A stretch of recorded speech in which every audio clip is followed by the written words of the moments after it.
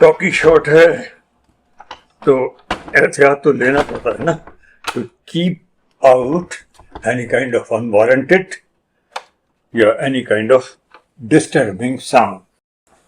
Sound. Now that's a very important element in filmmaking. Not only for its presence, but also for its absence. What do I mean by that? इसके लिए why not we look at a scene from master filmmaker सचिद रे साहब की film Charulata से. Let's have a look at it.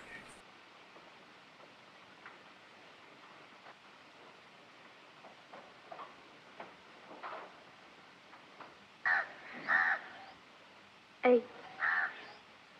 Whoosh.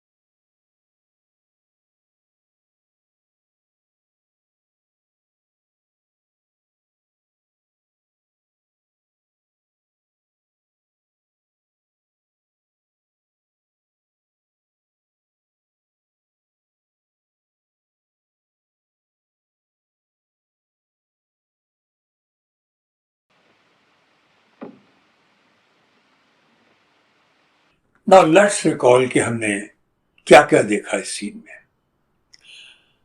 We have seen the utter loneliness of a bored housewife. Obviously, a housewife in an upper class Bengali family, engaging in small little activities of an ordinary life when days are long and husband is away or too preoccupied. हम देखते हैं कि वो किस तरह से रोजमर्रा की छोटी मोटी चीजें करके अपने आप को अम्यूज करने की, बिजी रखने की, अपनी लोनलीनेस को भरने की कोशिश करती है. She tries to do some crochet work, search for a book while unmindfully humming the author's name, peek through her windows at the interesting street sounds or visuals, like that of a street madari playing his dugdugi for the monkeys who are following, or a fat man walking in a funny way, etc. etc. But did you notice कि सारी sequence में सिवाय actual sounds के, यानी कि डुगडुगी की आवाज, फेरी वालों की आवाज या पालकी ढोने वालों की आवाजें, इस सब के अलावा और कोई साउंड लगभग है ही नहीं, बिल्कुल नहीं है. बैकग्राउंड म्यूजिक के तौर पर भी म्यूजिक के कुछ छितरे छितरे से नोट तब आते हैं जब वो सोफे के ऊपर से या कुर्सी के ऊपर से अपना हाथ फिसलाते हुए मूव करती है, as if to denote the music beginning to tingle her from within, from inside. अंदर से म्यूजिक उसको धीरे धीरे सहला रहा है. And then she sits by the piano and presses a key, music. All this while, the entire effects of boredom and a loneliness is only created by the power of silence, by the master that Sati Ray Sahab was. So much so that when her husband passes by with a book in hand and she looks at the departing figure with her binoculars, the master doesn't use any background music. जब वो binoculars को आंखों के सामने लाती है तो लगता है कि वो खुद से प्रश्न कर रही है कि कौन है ये अजनबी. The only attendant sounds are her husband's footsteps or that of the occasional dugdug. This way he alleviates the essence of total alienation, यानी कि अजनबीपन between the two by the power of, or shall we say, sound of silence. As if the husband is as much a stranger to her as the monkey man is, or the palki walas are, or the fat man walking on the street was. And sure enough, as she brings down the binoculars, Mr. Ray zooms out with a jerk, as if to jolt her with the realization that they are apart, wide apart. Now, ये तो silences की बात हुई, यानी कि absence of sound की बात हुई, जिसका कि as I said in the beginning, एक फिल्म के लिए बहुत ही महत्वपूर्ण स्थान होता है. But what about the opposite of it? मतलब what about those sounds which are actually not there and there is no reason कि वो वहाँ हों, उनकी उपस्थिति हो वहाँ, बट फिर भी एक खास किस्म के इफेक्ट के लिए डायरेक्टर उन साउंड्स को लाता है, एक खास किस्म के डिजाइन इफेक्ट के लिए लाता है, एक खास तरह का असर हम पर छोड़ने के लिए उन्हें लाता है. They at times are the very important elements for their very presence in a scene or a situation. What do I mean by that? To illustrate this, let us look at a clipping from a very important scene from the film Red Swastika. वो शादी भी करने वाले थे. होने वाली बीवी होना तुम. एक बार वो दोनों पिकनिक पर गए और वहाँ से वापस लौटते समय कुछ लोगों ने उन पर अटैक कर दिया.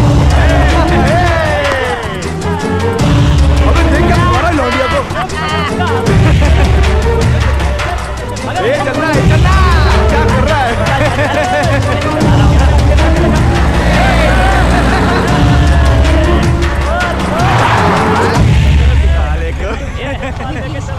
क्या बदतमीजी है ये? आप लोग कर क्या रहे हैं?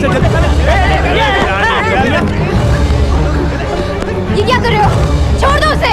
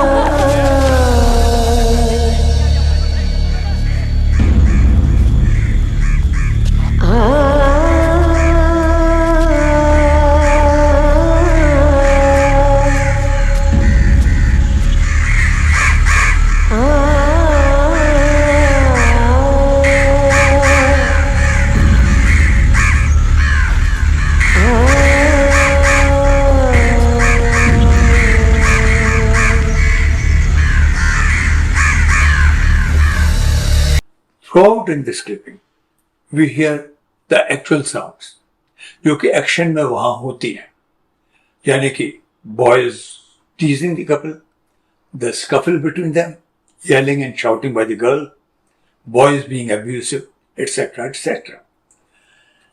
But there are other sounds also, which come at poignant points, महत्वपूर्ण जगहों पर आते हैं. What are those? For this, I think ये बेटर रहेगा कि हम एक बार फिर इस सीक्वेंस की क्लिपिंग के उस हिस्से को साथ साथ देखते जाएं, जहां से कि आउटरीच का ड्रामा शुरू होता है. What we notice कि as the rogues overpower the girl and forcibly take her into the jungle, over and above the actual sounds of yelling and screaming, dramatic strains of many types of instrumental music begin to rise up to heighten the drama. Now we all know that it is called the background music, which even changes its form as her boyfriend abandons her and drives away to various strains of sad music mixed with even a bit of a alarm, denoting loss and betrayal. Now ये जो music है यानी कि आलाप है, ये सब actuality में तो है नहीं. वहां सीन के वक्त पर प्ले तो नहीं हो रहा है या गाया नहीं जा रहा है, तो ये कहां से आ गया और क्यों आ गया? The infusion of these sounds is all external and completely subjective, because these depict the treatment that the music director or the director of a film wants to give to arouse the reaction, desired reaction in you, the viewer.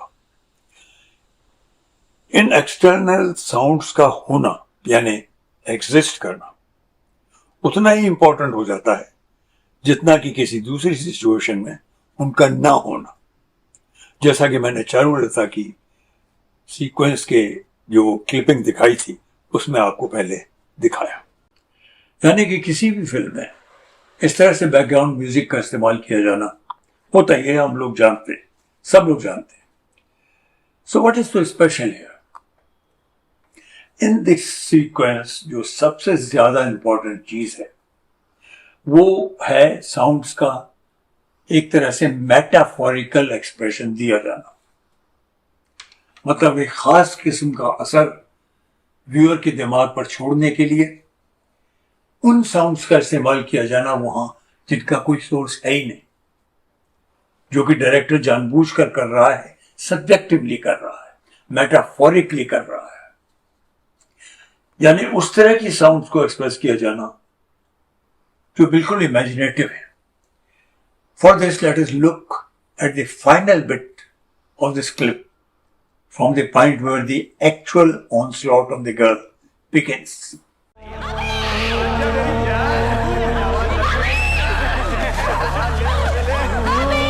we notice that from this point, the melange of sounds of the screaming and shouting and the background music slowly begins to change to the sounds of the crows, cowing. Now where are the crows? We see no crows. Cowing are hanging. So what does this mean?